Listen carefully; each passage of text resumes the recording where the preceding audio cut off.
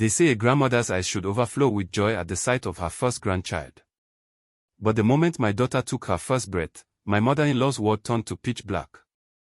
Joy enters the story at her breaking point, standing in a bathroom staring at the negative pregnancy test that marks her fourth failed attempt in a house that treats her barrenness like a crime. Her husband David loves her, but his loyalty is divided by the woman who raised him, Mama Kojo, the village matriarch whose ageless beauty and razor-sharp tongue have convinced the entire compound that Joy is cursed. Mama Kojo rules the household with an iron fist wrapped in tradition, a woman whose perfection seems almost supernatural, skin too smooth for her age, eyes too bright, presence too commanding. The intro establishes a suffocating atmosphere where every corner of the family compound feels hostile to Joy's womb, where the other wives whisper about her emptiness, and where Mama Kojo's penetrating gaze follows Joy like a predator tracking wounded prey.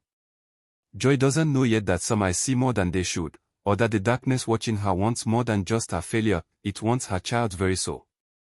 The bleeding started at dawn, which felt cruelly appropriate, darkness giving way to loss, hope dying with the rising sun.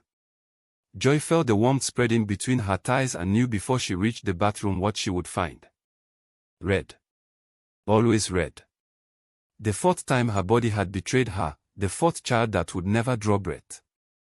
She sat on the cold tile floor, watching her future drain away, and didn't cry. There were no tears left. David found her there an hour later, still and silent, her wrapper stained with evidence of another failure.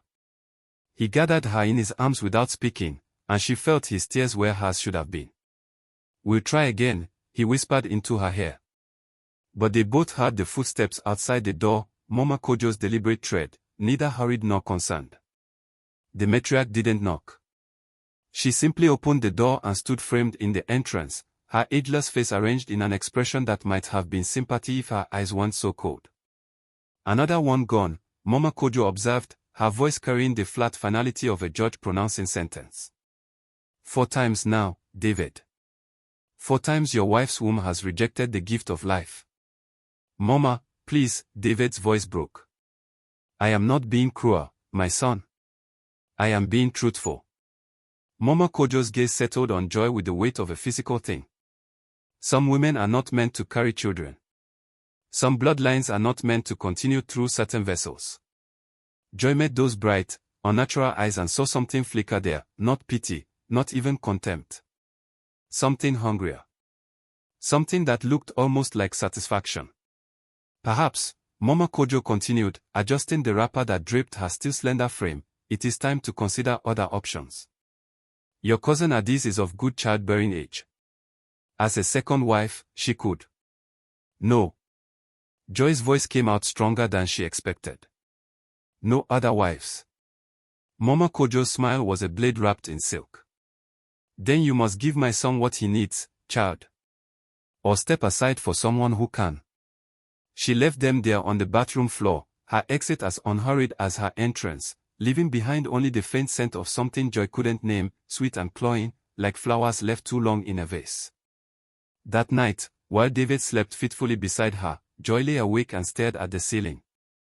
Through the thin walls, she could hear the other wives in the compound, David's cousins' wives, his uncle's wives, their children's laughter and crying, the sounds of life that mocked her empty arms. And somewhere in the darkness, she felt eyes watching. Waiting. Hungry for something she didn't understand but knew, with absolute certainty, she could not afford to lose. 6 weeks later, Joy stood in the same bathroom holding a different kind of test. This time, the lines were positive. 2 pink stripes that meant hope or horror, depending on who was watching. She hid the test in the depths of the pit latrine where no one would find it. Her hands shook as she washed them 3 times, scrubbing away evidence, scrubbing away terror. This time would be different. It had to be. But different meant invisible, at least until the pregnancy was far enough along that even Mama Kojo's dark whatever it was couldn't touch it. Joy began wearing looser wrappers. Stopped attending the communal meals where Mama Kojo presided like a queen at court, claiming headaches and exhaustion that weren't entirely lies. She moved through the compound like a ghost, avoiding conversation, avoiding the matriarch's penetrating gaze. "You're hiding something," David said one evening, catching her wrist as she tried to slip past him to their room. His eyes searched her face with husband's intuition. Joy, what's wrong? Nothing. The lie tasted like ash. I'm just tired. You're always tired lately. You barely eat. You won't let me touch you. His voice dropped to a whisper. Are you leaving me? Is that it? Has my mother finally? I'm pregnant. The words escaped before she could stop them. David's face transformed, shock melting into joy so pure it had to witness. Joy, oh God, Joy, he pulled her close, his voice breaking. Why didn't you tell me? Why would you hide? Because they'll know. She gripped his shirt, fear making her fingers clumsy. David, they'll know, and something will happen. Like before. Like all the times before. Nothing will happen. I'll protect you. I'll protect both of you. But even as he said it, his eyes flickered toward the main house where his mother held court, and Joy saw the doubt creeping in. His love was real, but so was his mother's power. Promise me something, Joy whispered. Don't tell her. Not yet. Let me get past the first trimester. Let me get to where the baby is strong enough to. To what? Survive my mother. David's laugh was bitter. Joy, she's difficult, but she's not. He stopped. Because they both knew he couldn't finish that sentence honestly. They both knew Mama Kojo was something more than difficult. Something neither of them wanted to name in the darkness of their bedroom. 3 months, Joy pleaded. Give me 3 months of secret. Then we'll tell her. Then we'll face whatever comes. David agreed, but Joy saw the way his jaw tightened. Saw the way he glanced toward his mother's window, where light still burned long past midnight. That night, Joy dreamed of ice, bright and hungry, watching her belly swell, waiting for something to ripen. She woke gasping to find her wrapper soaked with sweat and Mama Kojo standing in her doorway, backlit by moonlight, her silhouette too still to be human. Bad dreams, daughter, the matriarch asked, her voice honey-sweet and poisoned. Yes, Mama. Mama Kojo's eyes seemed to glow in the darkness. Dreams are messages, child. Warnings from the world beyond. You should listen to them. She turned and glided away, leaving Joy's heart hammering against her ribs and her hands instinctively covering her still flat stomach.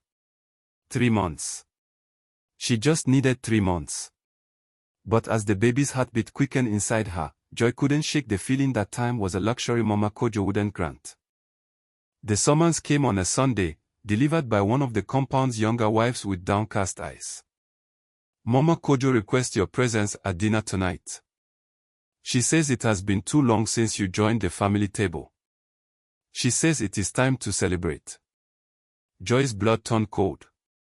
Celebrate what? The girl's gaze flickered to Joy's midsection, still hidden beneath loose fabric, but perhaps not hidden enough. She did not say, Sister Joy. Only that you must come. That it would be disrespectful to refuse. David was away on business. Joy had no shield, no excuse, no escape. She arrived at the main house as sunset bled across the sky, painting everything the color of warning. The table groaned under the weight of food, jollof rice, egusi soup, goat meat, plantains glistening with oil. Too much food for a casual dinner. This was a feast. Mama Kojo sat at the head of the table, resplendent in purple lace, her skin glowing with that unnatural vitality that made her look 30 instead of 60-something. The other wives filled the remaining chairs, their expressions carefully neutral. Joy. Mama Kojo's smile was radiant. Come, sit beside me. You are too thin lately. We must feed you properly. Joy took the indicated seat, her stomach churning with more than morning sickness. She watched as Mama Kojo personally served her plate, piling it high with meat and soup, her long fingers delicate and precise. Eat, the matriarch commanded gently. You need your strength. Joy lifted her spoon, but something in the soup scent made her gag beneath the pepper and palm oil, something else. Something that smelled like the inside of Mama Kojo's room, where Joy had once glimpsed jars of dried things she couldn't name. I'm not very hungry, Mama. Nonsense. Mama Kojo's voice hardened imperceptibly. You've been wasting away? I insist. The other wives watched in silence. Joy felt their eyes, some sympathetic, most simply afraid. No one refused Mama Kojo's hospitality. No one questioned what she served. These are special herbs, the matriarch continued, stirring Joy's soup with her own spoon. From my mother's village. They strengthen the womb, help a woman hold on to what is hers. Her eyes met Joy's, and in them Joy saw terrible knowledge. Especially good for women who have trouble carrying children to term. Joy's hand moved involuntarily to her stomach. Mama Kojo's smile widened. Yes, she purred. I thought you might need them. A little bird told me you've been hopeful lately. Better to be safe, yes. Better to make sure this one doesn't slip away like the others. The soup sat before Joy like poison in a bowl. She didn't know if the herbs would harm the baby or help it, didn't know if Mama Kojo's intentions were protective or predatory. But she knew with absolute certainty that eating from this woman's table while carrying this secret was a mistake that could cost everything. Forgive me, Mama.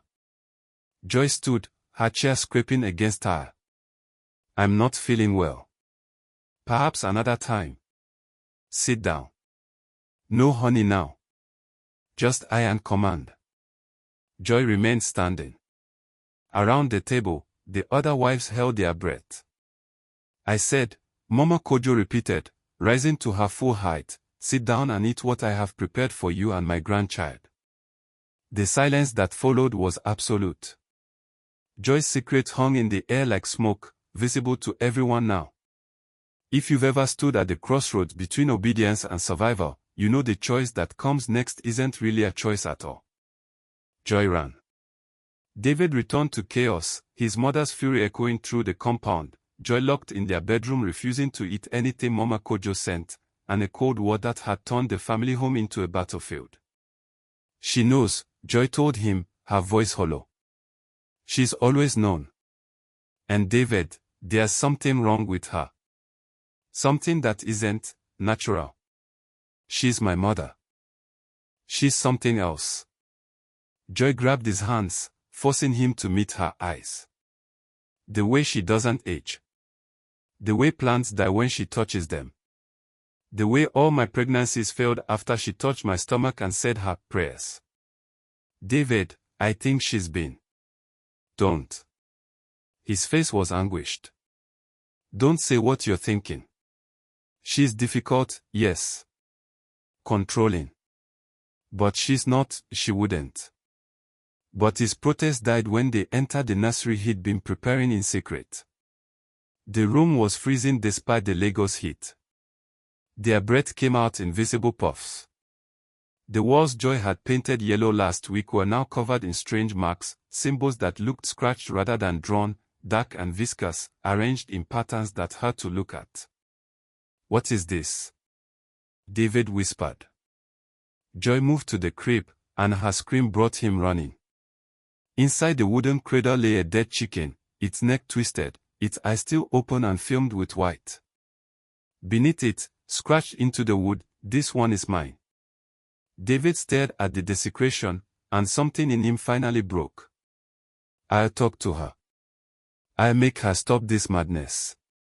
But that night, as they huddled together in their bedroom with the door locked and every protective charm Joy could think of wedged in the corners, they heard it, footsteps in the nursery. Slow, deliberate, circling the room like something caged. David grabbed his phone, turned on the flashlight, and crept toward the nursery. Joy followed, her hand gripping the back of his shirt. The nursery was empty. The dead chicken gone. The walls clean as if freshly painted. But the code remained. And in the corner, just visible in the phone's light, was a perfect handprint on the wall, adult-sized, too high for anyone to reach without a ladder, and still smoking faintly as if the wall itself was burning. We need help, Joy whispered. Spiritual help. This isn't something police or doctors can fix. David didn't argue. He'd finally seen what Joy had been living with, evidence that his mother's power wasn't just social or psychological. It was something older. Something that left marks in places human hands shouldn't reach. The next morning, Joy woke to find Mama Kojo standing at the foot of their bed, her eyes reflecting light that shouldn't exist in the dim room. "You think charms will protect you?" the matriarch asked softly. "You think prayers to the white man's God will keep what's mine from me?" She moved closer, and the temperature dropped with each step. "That child growing in your belly. I've been feeding it since before you even conceived. Every miscarriage before this, I let them die. This one I'm keeping alive. Do you understand? Your womb is just the vessel. But the baby is mine." Joy's scream woke the entire compound. By the time David emerged from the bathroom, his mother was gone, but the message remained, written in frost on the mirror. "Count the months. When she comes, so do I." The old housemaid Mama Efua had worked for the family since before David was born. She moved through the compound like furniture, noticed only when absent, spoken to only when necessary. Most days, she was invisible. But on the morning after Mama Kojo's midnight visitation, Mama Efua broke 3 years of silence. "Come with me," she whispered to Joy as the younger woman stumbled into the kitchen, exhausted and terrified. "Quietly. Before she wakes." Joy followed the old woman to the back of the compound, to a small storage room that smelled of dried herbs and candle wax. Inside, the walls were covered with protective symbols, Christian crosses, traditional Igbo charms, Islamic prayers, all layered together in desperate syncretism. "You see it now," Mama Efua said, closing the door behind them. "What she is. What is she?" Joy's voice cracked. "Ogbanj." The old woman spat the word like a curse. "A spirit child who never wanted to live. She died when she was 7, David's grandfather told me himself, late one night when the gene made him honest. The fever took her, and she was already cold when her mother found a Babalawo desperate enough to bring her back." "That's impossible. She's old, she's had children. She's had bodies." Mama Efua pulled a small leather pouch from her wrapper. 3 husbands, all dead within 5 years of marriage. 7 children born, but only David survived past age 5. And all the others. The old woman's hands shook. She fed on them. Their life force. That's why she doesn't age. Why she's strong when she should be frail. She's drinking borrowed life, and when one vessel runs dry, she finds another. Joy's hand moved to her stomach. "The baby is marked already. I've seen the signs, the cold spots, the shadows. She's been binding the child to her since you conceived. That's why this pregnancy stuck when the others didn't. She's allowing it. Growing it. Like farming. How do I stop her?" Mama Efua pressed the leather pouch into Joy's hands. "You can't. Not alone. Not without power of your own. This charm," she indicated the pouch, "is from my mother's village. It will hide the child's soul from her sight, but only until birth. Once the baby cries, once its spirit announces itself to the world, she'll see it. She'll claim it. Then what do I do?" The old woman's eyes were ancient and sad. "You pray that when the baby comes, it comes with its own power. Some children are born with protection, a call, a blessing, a destiny strong enough to resist her hunger. But most." She trailed off, her meaning clear. Joy clutched the charm so hard the leather cut into her palm. "Why are you helping me?" "Because I had a daughter once." Mama Efua's voice broke. "She married into this family. Gave Mama Kojo a grandson. And 3 months after the birth, my daughter was dead, the baby was dead, and Mama Kojo looked 20 years younger." She wiped her eyes. I couldn't save my child. Maybe I can save you. That evening, Joy wore the charm around her neck, hidden beneath her wrapper. At dinner, Mama Kojo's gaze lingered on her, searching, but for the first time in weeks, the matriarch seemed uncertain. Confused. You're wearing something, Mama Kojo observed, her voice sharp. Just a necklace. From my mother. Show me. No, Mama. The compound fell silent. No one refused Mama Kojo's direct commands. But Joy held her ground, one hand pressed to the leather pouch, feeling its warmth against her skin. Mama Kojo's eyes narrowed, and for just a moment, her beautiful mask slipped.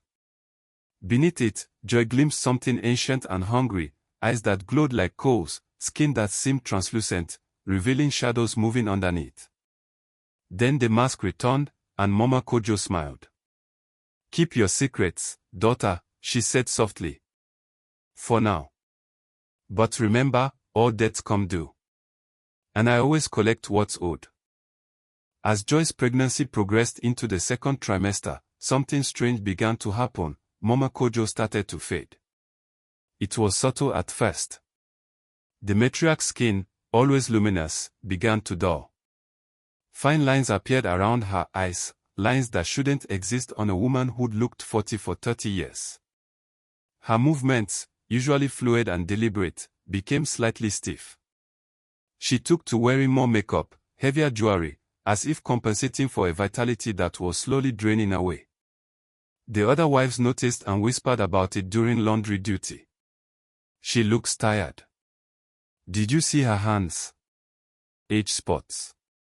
Maybe she's finally becoming her true age. But Joy understood what they didn't. Mama Kojo wasn't aging naturally. She was weakening because something she'd counted on wasn't working. The charm Mama Efo had given Joy was hiding the baby's life force from the matriarch's predatory sight. Without access to feed on the child's growing spirit, Mama Kojo's borrowed youth was failing. The realization should have made Joy feel victorious. Instead, it terrified her. A desperate predator was far more dangerous than a confident one. David noticed his mother's decline too.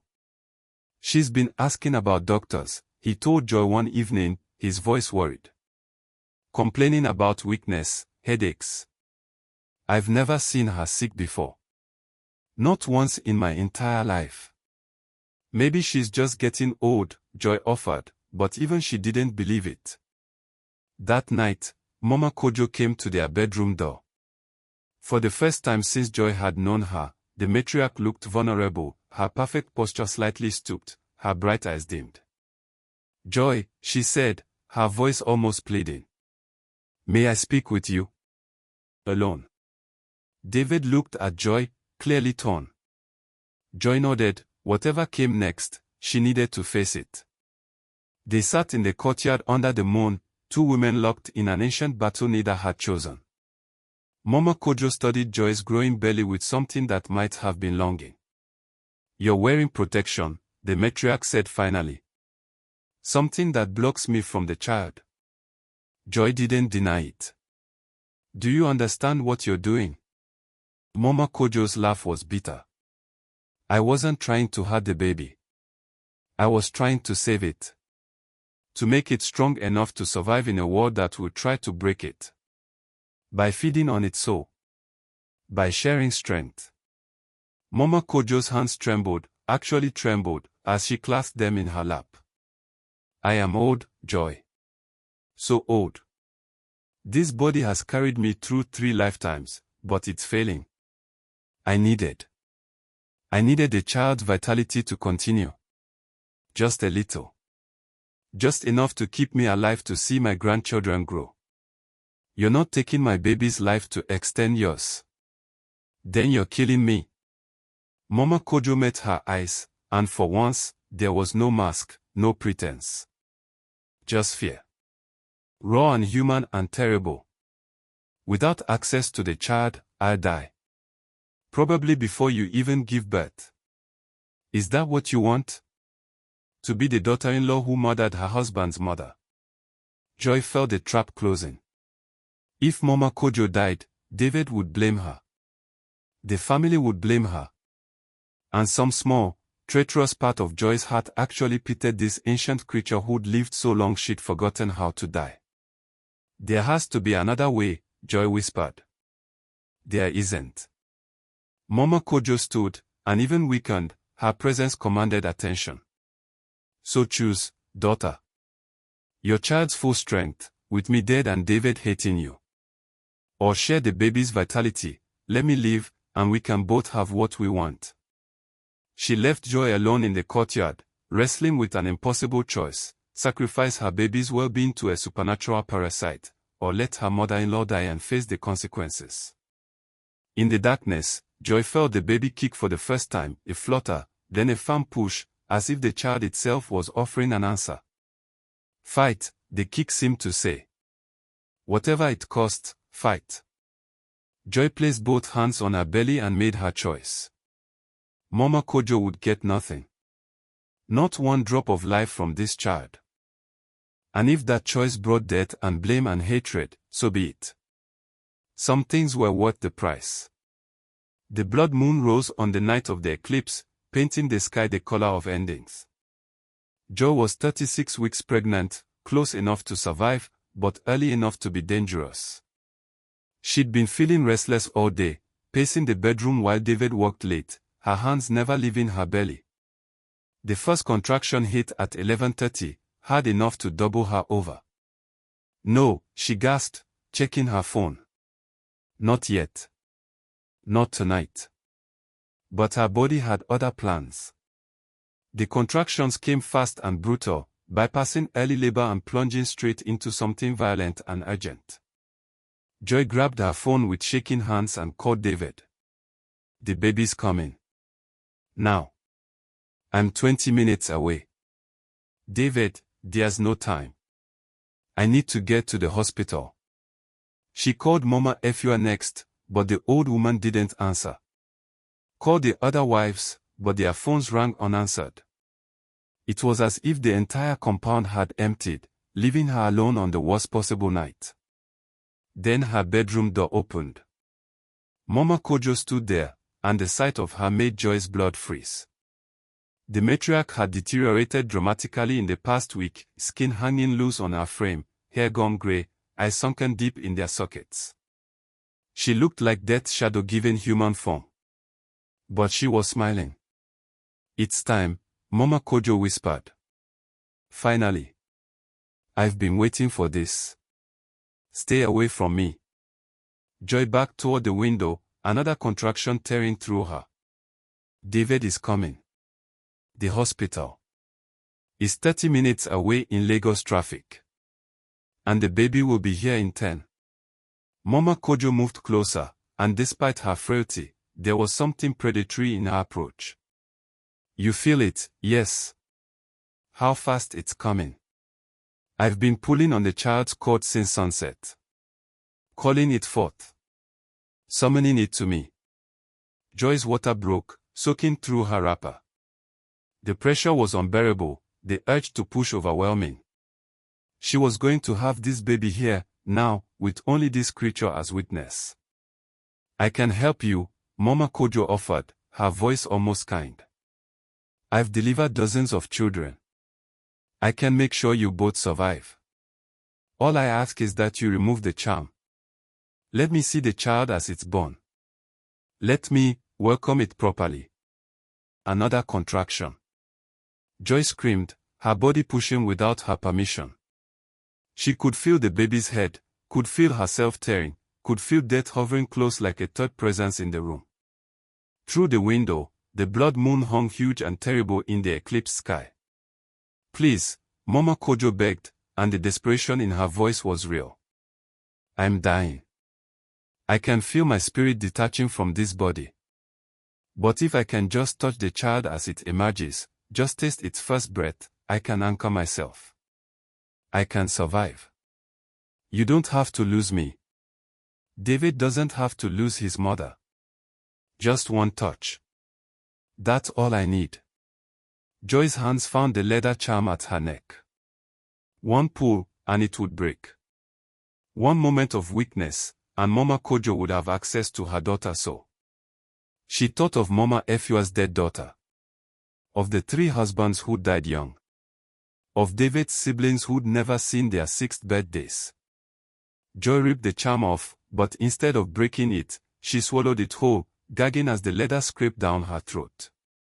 Mama Kojo's scream of rage shook the walls. "Then you've killed us both," the matriarch shrieked.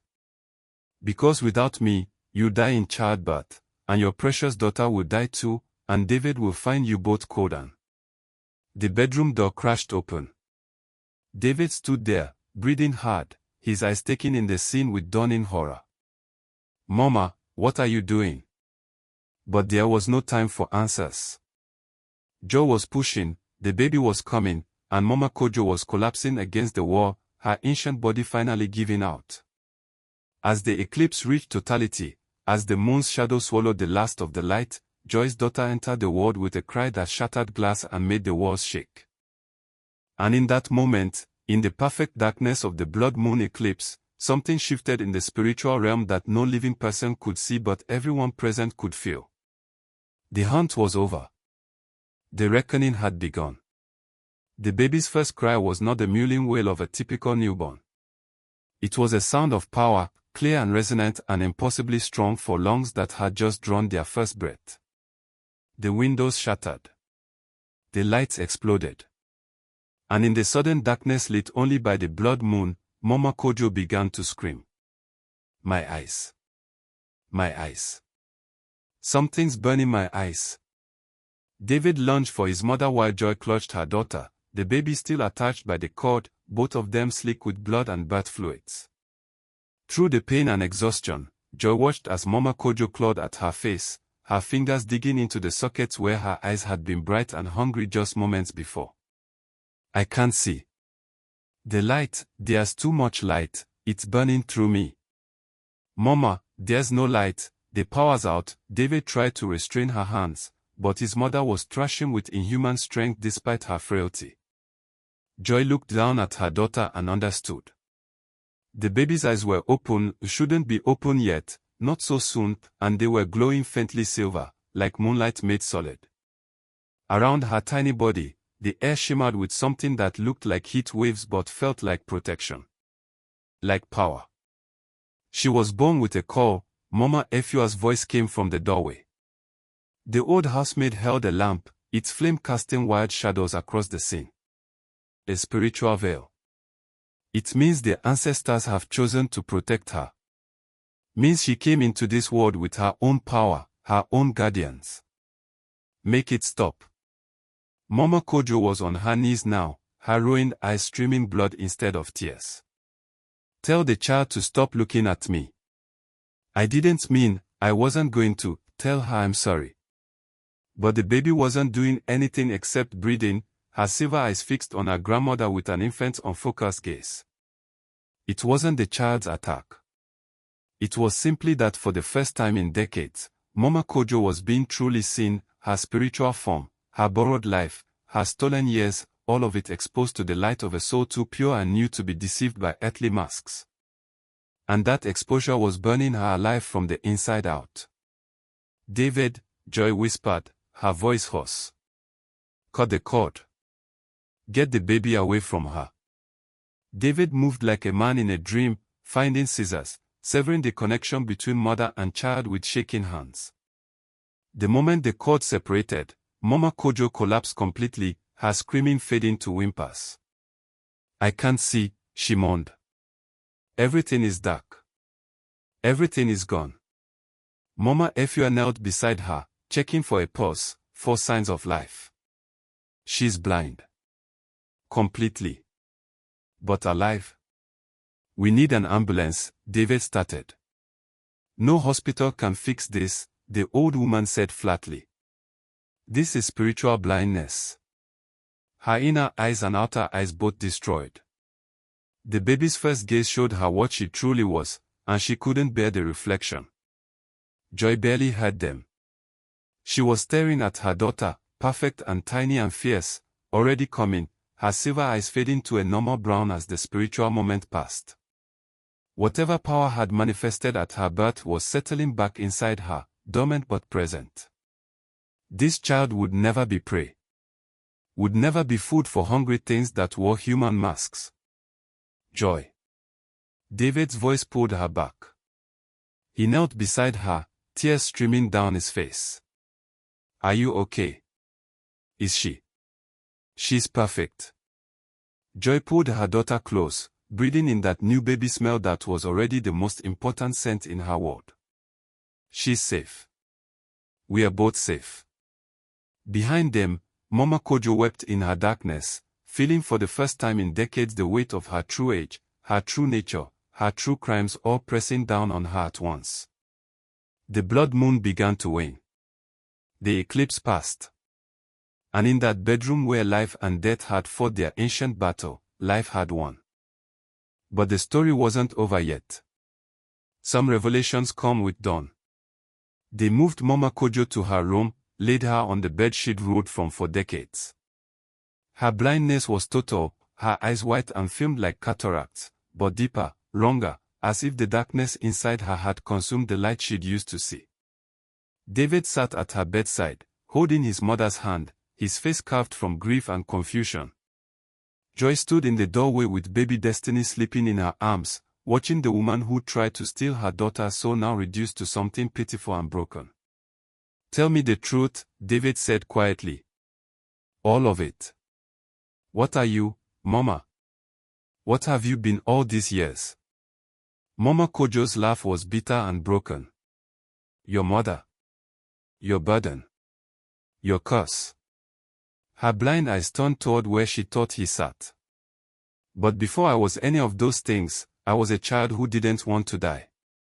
The story came out in pieces, painful and slow. She'd been 7 when the fever took her. Her mother, desperate and mad with grief, had sought out a Babalawo who dealt in dark things. He'd brought the child back, but the price was steep. She could live, but she'd need to feed. On life force. On the vitality of others. At first, it was small things. Plants. Animals. My mother didn't notice how the garden died wherever I walked. But as I grew, I needed more. My first husband. Her voice cracked. I loved him. Truly. But I couldn't help draining him dry. 5 years we had before he aged 30 years in a month and died in his sleep. And the others. Joy's voice was hard. The 3 husbands. The children. I tried to stop. Tried to resist the hunger. But it's like telling someone not to breathe. Mama Kojo's hands clutched at the sheets. The children were accidents. I'd hold them too long, love them too much, and the feeding would start without me meaning it.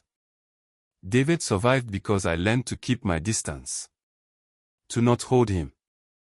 To not love him too closely. David made a sound like something inside him was breaking. When you married Joy, Mama Kojo continued, I thought perhaps I could feed on her vitality instead. But she was strong. Too strong. Her pregnancies kept failing not because of me, I swear it, but because her body was fighting the spiritual contamination my presence caused. She turned her ruined eyes toward Joy. This last baby.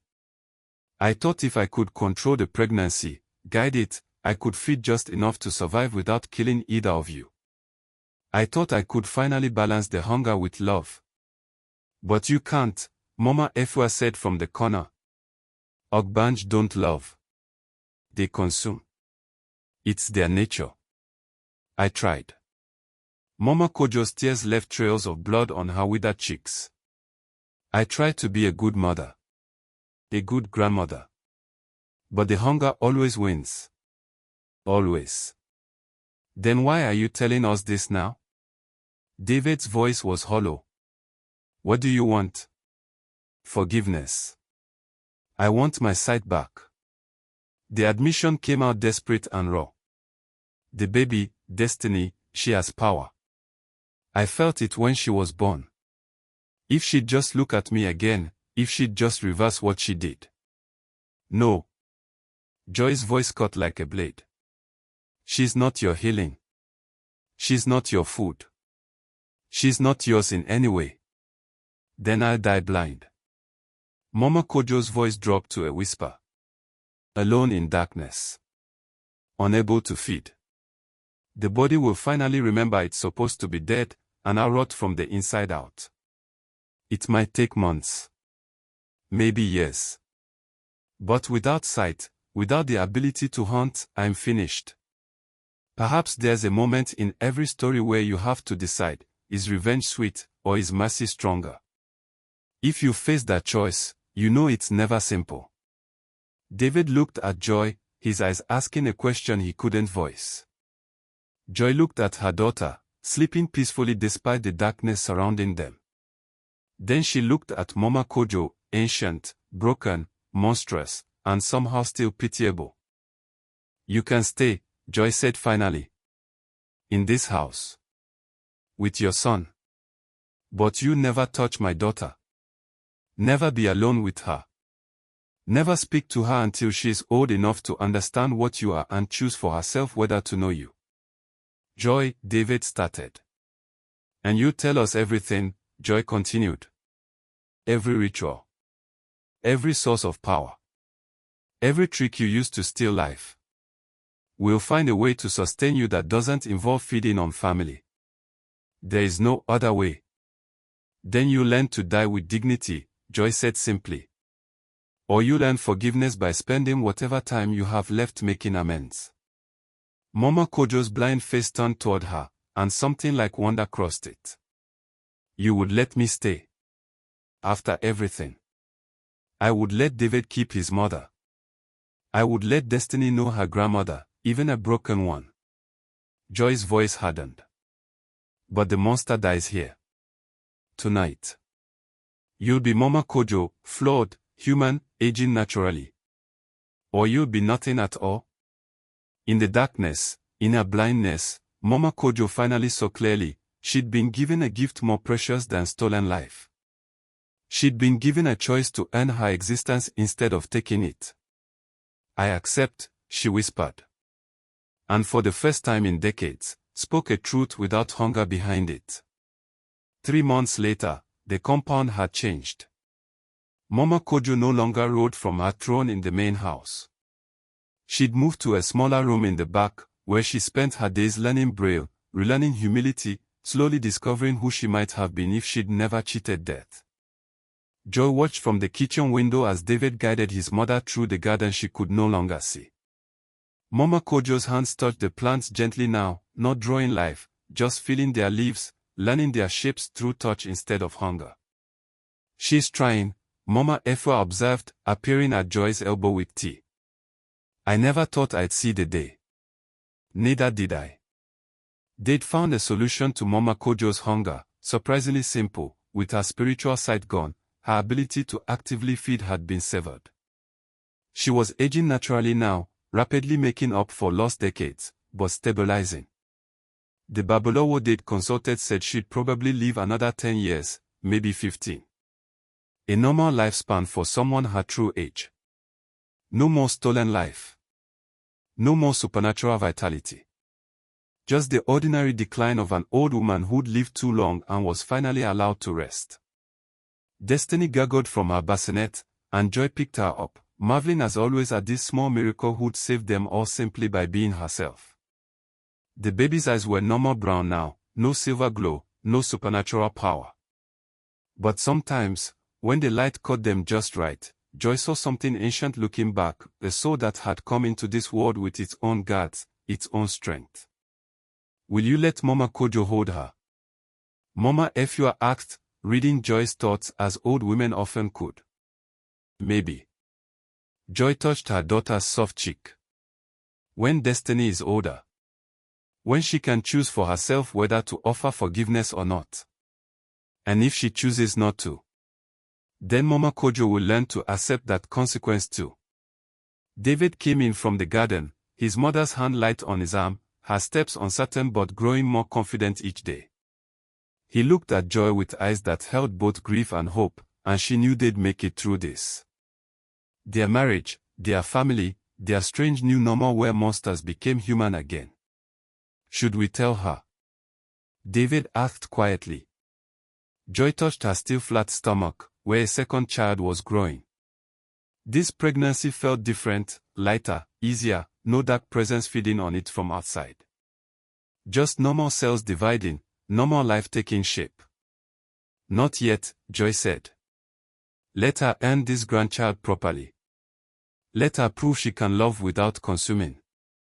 Mama Kojo's head tilted, her blind eyes turning toward them with eerie precision. I heard that, she said, and for the first time in living memory, she smiled, genuinely, warmly, without calculation. And I will earn it. I swear on the darkness I live in now, I will earn the right to love this family properly. Destiny reached out her tiny hand, and before Joy could stop her, Mama Kojo had found it, held it gently, her blind face transforming with wonder. Hello, little one, the old woman whispered. I am your grandmother. And I promise I will only ever give you life, never take it. The baby gurgled, and in that sound, Joy heard something like forgiveness, or at least the possibility of it. Outside, the sun broke through clouds, flooding the compound with warmth.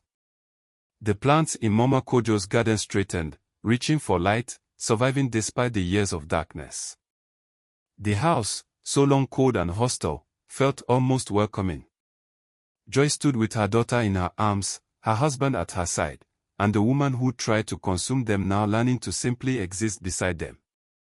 It wasn't the family she'd imagined. But it was real. It was healing. And sometimes, survival itself is the greatest magic. The story that began with blindness ended with sight, not the supernatural vision Mama Kojo had wielded like a weapon, but the simple human ability to see each other clearly. Flawed. Broken. Trying. And in that trying, in that daily choice to build instead of take, to give instead of steal, to love carefully instead of hungrily, there was something like grace.